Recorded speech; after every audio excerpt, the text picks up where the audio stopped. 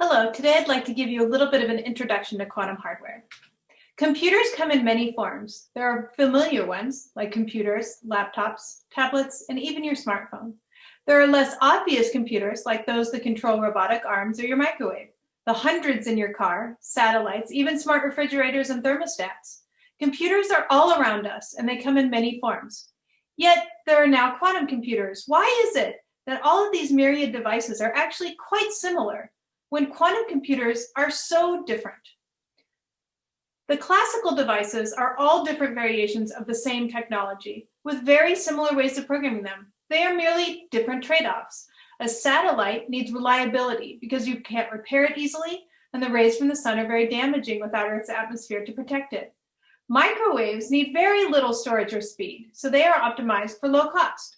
Laptops and desktops provide large storage and fast computation, but supercomputers supercharge those two aspects. Phone, tablets, and watches depend heavily on communication with much less storage. There are currently many competing technologies for implementing quantum computers. There are currently many competing technologies for implementing quantum operations. Why? Because it is very difficult to sustain quantum operations accurately for any length of time. These different technologies trade off speed, reliability, and scalability.